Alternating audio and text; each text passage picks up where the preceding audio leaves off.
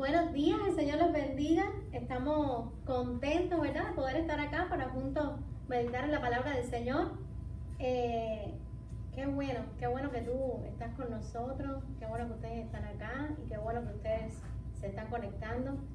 Vamos a dar unos segundos para ver si ya hay algunos que se unen. Y estamos hablando de un tema tremendo, ¿verdad?, que estamos culminando hoy. Hoy vamos a cerrar este tema sobre la esperanza y quería comenzar con una frase, déjame ver si puedo leer bien este nombre, de Sófocles, que es uno de los escritores más famosos de las tragedias griegas, y quiero que escuchen bien esta frase que él afirmó así con cuño y todo le puso. Dice: lo mejor, más que cualquier otra cosa, es no nacer. Pero cuando un hombre ha visto la luz del día, lo más aproximado a lo mejor es que lo más rápidamente posible regrese al lugar de donde vino. En otras palabras, no tan filosóficas, lo mejor es que no hubieras nacido. Pero si ya de todas maneras naciste, lo mejor que te puede pasar es que lo más rápido posible te mueras. Con razón, este señor escribía tragedias. Y se piensa que este haya sido un sentimiento un poco generalizado en la Grecia de aquella época. Pero no solamente en aquella época. Hay muchas personas que en este tiempo viven sin esperanzas. Como Pablo lo describió, sin Dios, sin fe y sin esperanza, ¿verdad? Hay muchas personas así. Pero qué bueno que el Evangelio de Cristo en estos días difíciles trae a las personas esperanza, llena el vacío y brinda no una esperanza cualquiera, sino una extraordinaria esperanza de la cual nosotros llevamos hablando aquí ya 5 clases y esta va a ser la 6ª. En la primera nosotros vimos cuál es la base de nuestra esperanza, que la base de nuestra esperanza es Cristo, la obra de Cristo, que Cristo nació, dejó su trono de gloria, vino a este mundo, nació, vino a morir por nuestros pecados, venció la muerte porque resucitó el tercer día. Esa es la base de nuestra esperanza. Y nuestra esperanza es una esperanza viva. ¿Por qué? Porque el objeto de nuestra esperanza está vivo. Por eso nosotros podemos tener esperanza. No una esperanza dudosa, como la que muchas veces nosotros sentimos. Yo espero que algún día esta situación mejore. Ahí hay duda. No, nuestra esperanza es certera, es firme. Porque no depende de las circunstancias, depende de lo que ya Cristo hizo en la cruz, que venció la muerte en la cruz, y nosotros por eso podemos tener una esperanza con una base firme. El segundo era la expresión de nuestra esperanza. El tercero era el testimonio de nuestra esperanza. Cuando nosotros de verdad creemos y tenemos esperanza, las personas lo ven. Y nuestro testimonio los atrae y los acerca a ellos a Cristo. O sea, es una esperanza que tiene consecuencias preciosas. La persistencia de nuestra esperanza. La semana pasada vimos el gozo que brota de nuestra esperanza, que también es visible. Y hoy vamos a estar viendo y hablando sobre la culminación de nuestra esperanza. O sea, un día esa esperanza se va a hacer realidad. Por eso nosotros estamos en pie, por eso estamos firmes, por eso podemos vivir y estar en este mundo, vivir con esperanza, ¿verdad? Porque confiamos en la promesa de que un día nuestra esperanza en Cristo un día se hará realidad. La vamos a poder ver, la vamos a poder palpar, la vamos a poder disfrutar a plenitud, ¿verdad? Ok, quiero preguntarte algo y piénsalo. Y si estás en tu casa y estás conectado y lo quieres escribir en los comentarios, tu respuesta, bienvenido, escríbelo. ¿Cómo te sientes cuando por fin llega lo que habías esperado ansiosamente? Ahora nos gusta comprar mucho por internet. Y en Amazon, y algunos tienen Amazon Prime, y algunos compran en Amazon Now, porque queremos las cosas rápido, ¿verdad? ¿Cómo tú te sientes cuando tú compras algo que tú quieres mucho y ya vas y lo recibes, y ahí está la caja en la puerta de tu casa, y tú lo recibes y lo abres? ¿Cómo tú te sientes? Contento, feliz, ¿verdad? Agradecido de que ya te llegó. Bueno, y un poquito más allá, ¿cómo tú te sientes cuando tú estás orando por algo ahí? Y de un momento, y llevas tiempo orando por eso, y esperando en el Señor. Y llega el momento en que lo ves. Yo creo que eso no tiene comparación, el gozo que uno siente, pero lo que no podemos imaginarnos es cuando nosotros ya, de una vez y por todas, hayamos pasado, hayamos transitado por esta vida y lleguemos a recibir, ¿verdad? Y se haga realidad la esperanza que nosotros tenemos en Cristo Jesús. Pero antes de eso, tenemos que pasar por este tiempo de tribulación. Y quiero comentar que ya lo hemos hablado durante todos estos 5 encuentros anteriores, que esta carta de Pedro está dirigida ¿a quién? ¿A los cristianos o a los no cristianos? Te voy a dejar que pienses. A los cristianos. Pedro le escribió a los cristianos. ¿Y los cristianos que estaban viviendo felices o los cristianos que estaban pasando por tribulaciones, con momentos muy difíciles? A los cristianos que estaban pasando momentos muy difíciles. Y estaban pasando momentos muy difíciles no por sus pecados, sino porque estaban siendo rechazados, maltratados, atribulados, perseguidos por la causa de Cristo, o sea, por ser cristianos. Y Pedro mismo dijo en la carta, capítulos anteriores, en esta misma carta, que si alguno sufre por robar, por matar, por asesinar, bueno, imagínense ustedes, pero que si alguno sufre por ser cristiano, que nos gozáramos. Y él sintió la necesidad de parte de Dios de escribir una carta a todos estos cristianos para darle esperanza, aliento en este momento difícil. ¿Estás tú necesitando esperanza, aliento en este momento difícil? Porque estamos pasando un momento difícil. Y aunque gracias al Señor en este país en que vivimos todavía tenemos cierta libertad, también sufrimos por ser cristianos. Y esto que Pedro está diciendo aquí es para nosotros, porque este sufrimiento, los cristianos de verdad, lo tenemos que enfrentar con ciertas actitudes que vamos a estar viendo hoy. Y les invito a buscar en la Biblia Primera de Pedro, que es donde hemos estado estudiando todas estas semanas. Vamos a estar viendo el capítulo 5, el versículo 5, o sea, Primera de Pedro, primera carta del apóstol Pedro, capítulo 5, versículo 5. Pero nos vamos a estar fijando a partir de la segunda parte del versículo. Por eso yo te voy a decir que es Primera de Pedro, capítulo 5, versículo 5b. Eso quiere decir que es la segunda parte del versículo. Vamos a estar leyendo Primera de Pedro, capítulo 5, versículo del 5b al 7.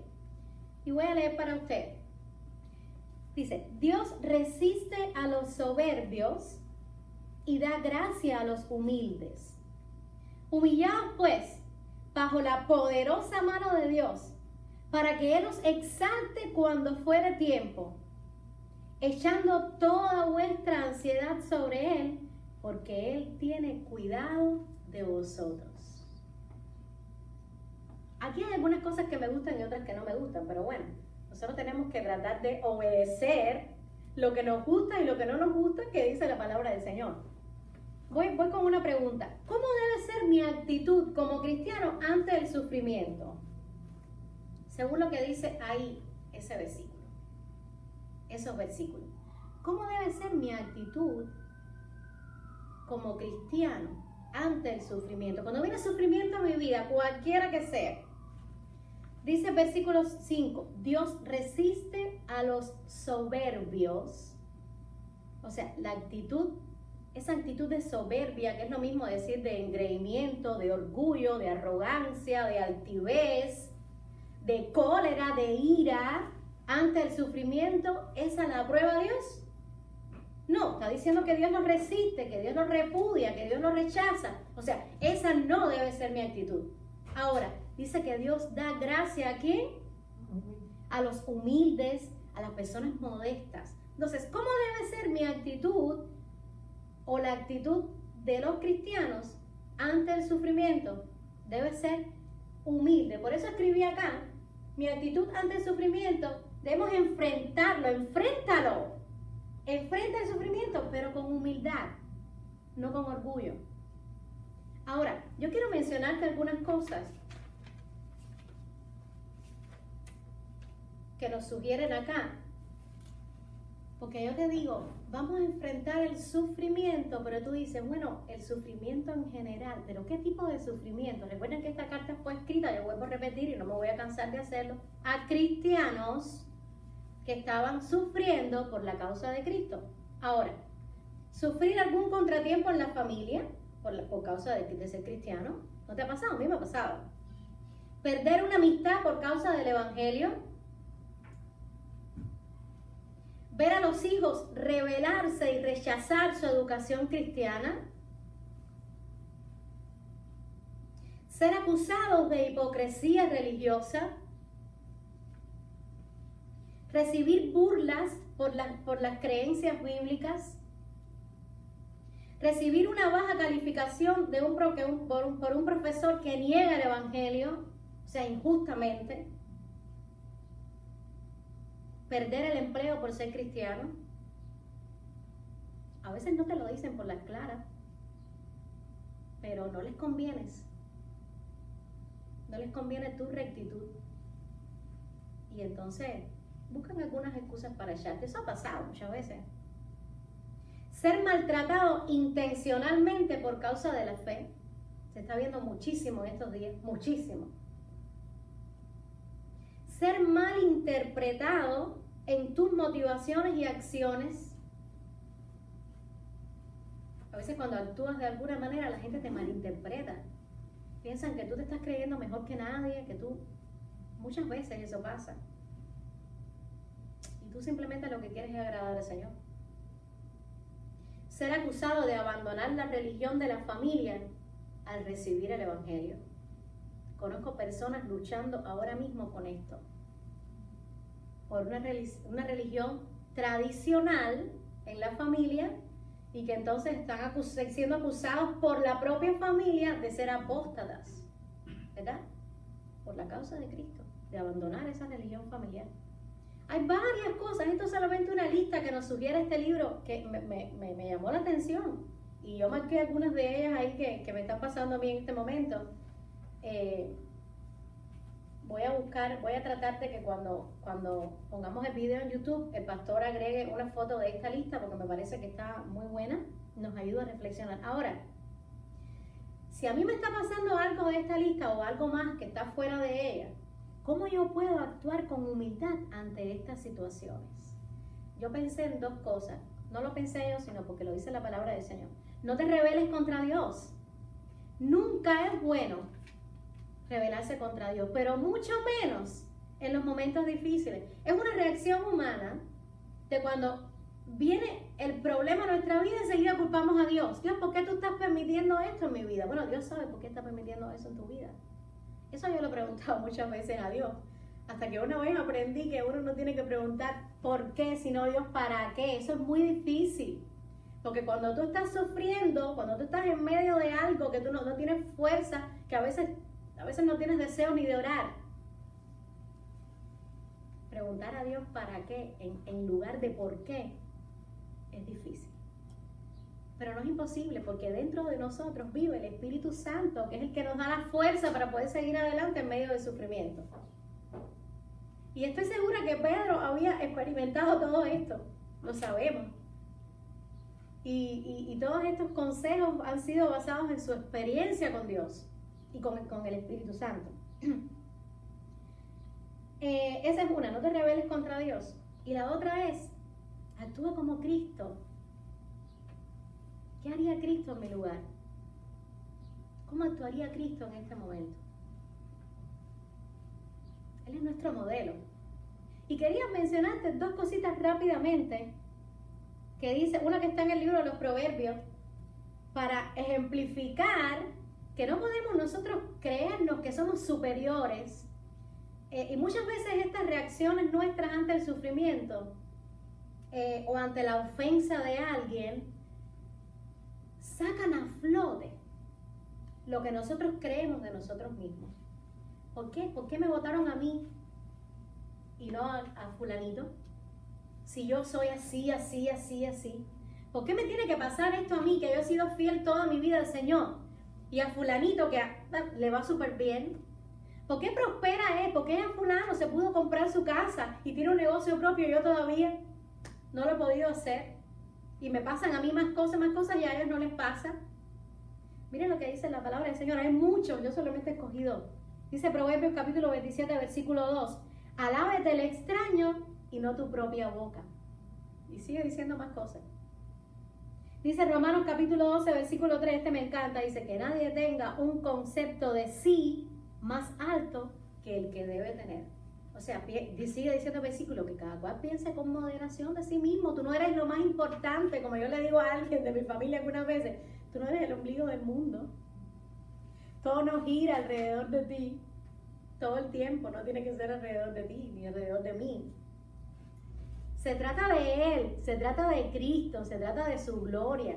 Se trata de que en medio del sufrimiento, si yo quiero pasar la prueba y poder llegar y ver esa realidad, esta esperanza por la que yo he vivido tantos años y que me ha sostenido tantos años, yo tengo que actuar de esta manera y tengo que enfrentar el sufrimiento con humildad. Dice además, ¿cómo debe ser mi actitud ante el sufrimiento? Según el versículo 7. Dice, echando toda vuestra ansiedad sobre Él, porque Él tiene cuidado de vosotros. Y a lo mejor yo te pregunto a ti ahora, ¿tienes alguna ansiedad que ya tú has puesto en las manos del Señor? Cuando yo leo esto me viene a la mente, echar, me viene a la mente. En estos días estuvimos en un lugar de paseo que había muchas fuentes. Y me llamó la atención que en todas las fuentes las personas habían llenado todo eso ahí de monedas. Ustedes saben, esta creencia que hay por ahí de que tú tiras un penny y dices tu deseo y de alguna manera se va a hacer un milagro. Bueno, yo estaba leyendo esto, estaba buscando algo que me ilustrara así en mi mente. Y yo decía, bueno, las personas quieren un deseo, ¿verdad? Tiran un penny, pero no lo vuelven a recoger. Cuando ya tú echas una cosa allí, tú no la vuelves a recoger. Muchas veces los cristianos echamos nuestra ansiedad sobre el Señor y la volvemos a tomar. A veces la ansiedad, y otras en esta mochila, imagínense que está muy pesada. A veces nuestra ansiedad pesa en nuestra vida. Porque son problemas reales. Porque son situaciones reales que estamos enfrentando. Y nos cargan, nos pesan. Pero el Señor dice, echando toda vuestra ansiedad sobre Él, porque Él tiene cuidado de vosotros. Nosotros le importamos al Señor. Nosotros somos preciosos ante el Señor. El Señor tiene cuidado de nosotros. Entonces, ¿por qué yo suelto mi problema, mi ansiedad al Señor? Y al otro día lo vuelvo a tomar. ¿Por qué digo lo vuelvo a tomar? Porque me sigo preocupando, me sigo enfermando, me sigo estresando por algo que ya está en las manos del que lo puede resolver. Porque si yo se lo entregué a Él así, es porque yo no lo tengo en mis manos. Yo tengo experiencia de esto. Estaba buscándoles un libro para enseñarles que ha sido bueno en mi vida. Y me llamó la atención que dentro del libro yo tenía una lista de oración. Pero yo tengo la colección esta completa. Gracias. Y dentro del otro libro también había otra lista de oración. Pero yo tengo una libreta donde yo tengo otra lista de oración. Y dentro del tercer libro de esta misma colección, yo tengo otra lista de oración. Y si ustedes miran aquí adentro, está escrito porque hicimos este es un discipulado, lo hicimos y todo, y yo tengo otra lista de oración. Y me llama la atención que hay un motivo de oración fijo ahí, que todavía el Señor no me ha contestado. Y meditando yo en esta clase, porque yo siempre le digo a mis alumnos que yo siempre me trato de aplicarme a mí la clase antes de sentarme aquí, casi siempre tengo algo que contarles. Yo decía, Señor, ¿cuántas veces yo te he entregado este problema por el que yo te estoy orando? Años llevo orando por ese asunto. ¿Y cuántas veces yo lo vuelvo a tomar? Me ha pasado muchas veces, muchas veces. Y a veces es que para nosotros se demora un poco. La esperanza se demora en hacerse realidad. Pero eso no quiere decir que el Señor no se está ocupando de ello. Eso quiere decir que el Señor está obrando. Está obrando en esas circunstancias, está obrando en mí. Porque hay algo que Él quiere transformar en mí. Porque me está preparando para la eternidad. Entonces, suéltalo. Eso me lo estoy diciendo yo también, ¿ok? Suéltalo. Suéltaselo al Señor. No lo vuelvas a tomar. No te preocupes más por eso. Sigue orando. Pero preocupación, ansiedad, no. Sigue orando. Sigue orando.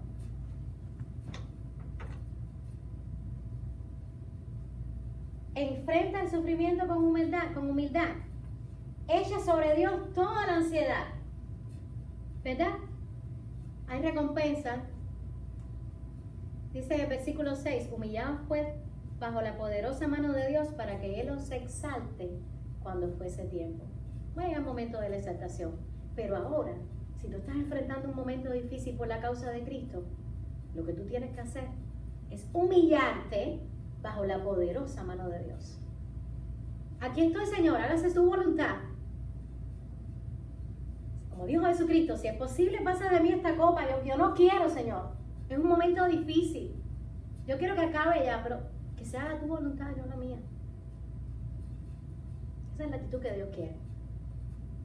Seguimos.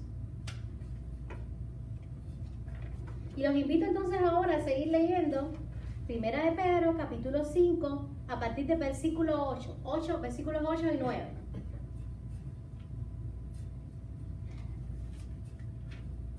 Vamos a leerlo con esta misma pregunta en mente. ¿Cómo debe ser mi actitud ante el sufrimiento? Dice, sed sobrios y velad, porque vuestro adversario, el diablo, como león rugiente, anda alrededor buscando a quien devorar, al cual resistid firmes en la fe, sabiendo que los mismos padecimientos se van cumpliendo en vuestros hermanos en todo el mundo. ¿Cómo debe ser mi actitud? ¿Cómo debe ser mi actitud ante el sufrimiento según estos dos versículos? Bueno, dice aquí que yo tengo que mantenerme alerta. Eso es lo que quiere decir ser sobrio. A veces nosotros estamos muy entretenidos con el trabajo, con la familia, con los compromisos sociales, con las compras, con los regalos para Navidad, con tantas cosas, con mi diversión, que no estamos alertas y se nos olvida que hay un enemigo que está como león rugiente, quiere decir buscando destruirnos en cualquier momento, sin piedad.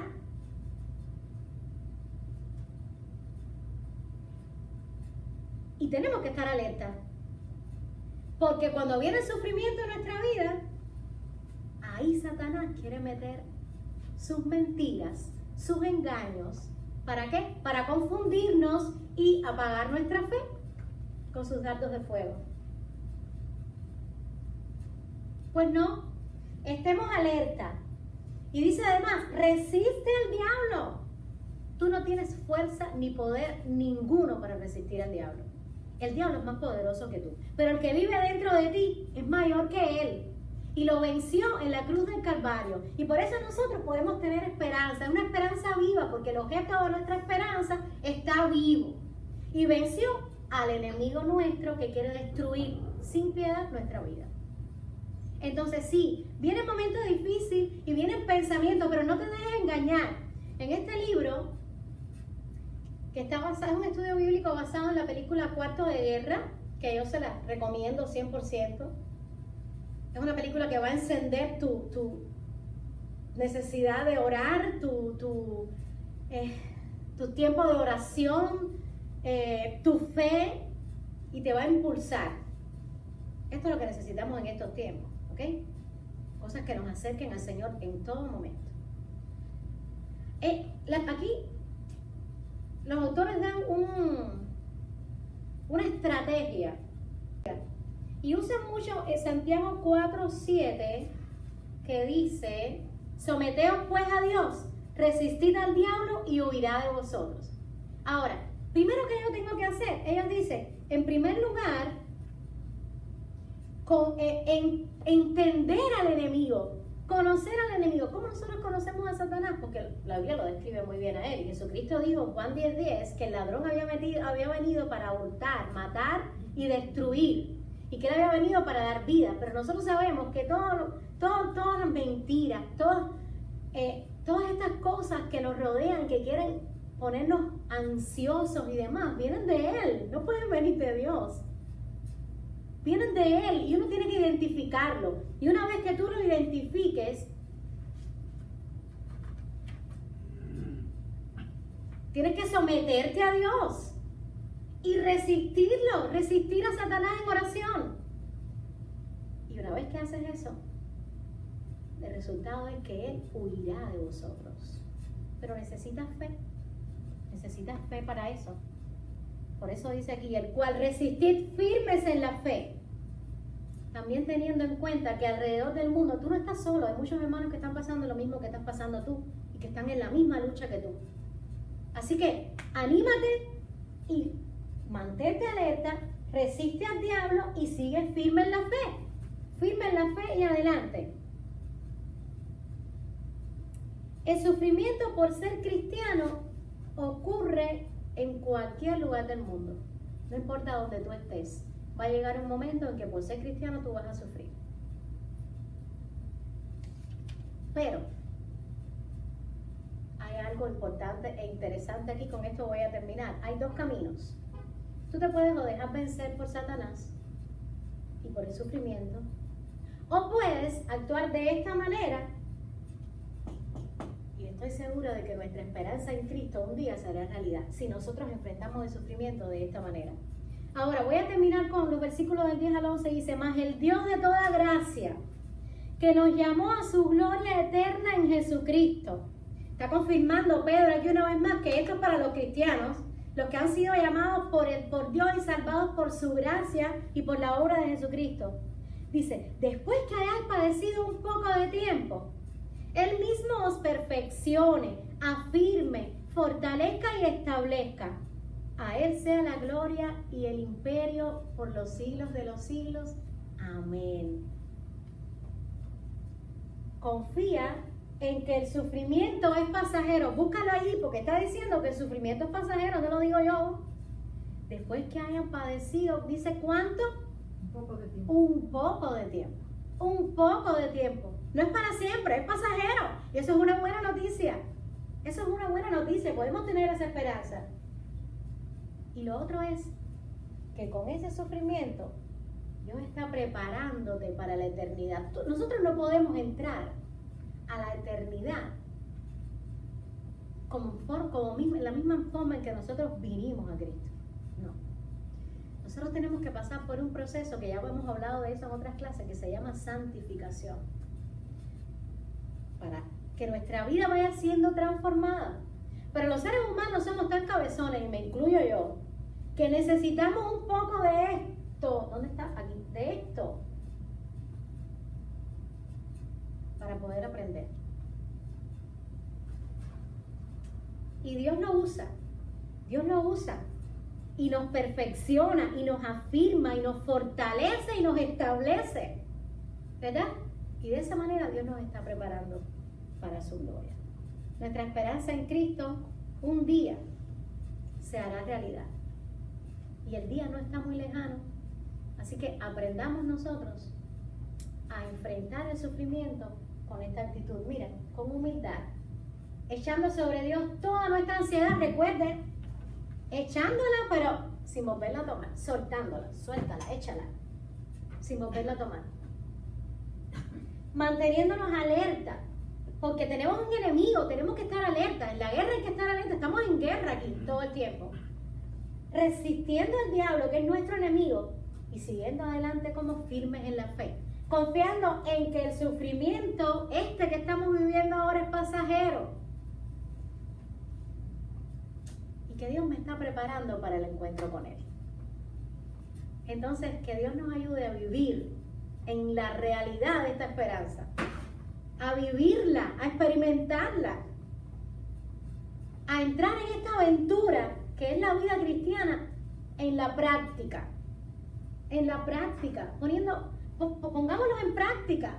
Esta semana, en cualquier cosa que venga a tu vida, en cualquier momento difícil, acuérdate de esto. Acuérdate de enfrentarlo con humildad. Si no, en ese momento tu reacción fue de orgullo o de ira, otro tipo de reacción que no es la que Dios espera de ti, arrepiéntete y pide perdón. Pero aventúrate, lánzate a vivir la vida cristiana como Dios te está llamando a hacer. Vamos a orar. Señor, gracias por tu palabra. Tu palabra es viva y es eficaz. Y yo sé que ha penetrado ahí en nuestra vida en lo más profundo. Ayúdanos, Señor, con el poder de tu Espíritu Santo, a vivir la vida que tú quieres que nosotros vivamos, a actuar, Señor, siempre en el sufrimiento, cuando venga el sufrimiento de nuestra vida, a tener la actitud que tú esperas de nosotros como cristianos. Para entonces un día poder ver hecha realidad esa esperanza preciosa que podemos tener gracias a la sangre de tu Hijo Jesucristo. Te lo estamos rogando en el nombre de Jesucristo. Amén. El Señor les bendiga, mis hermanos.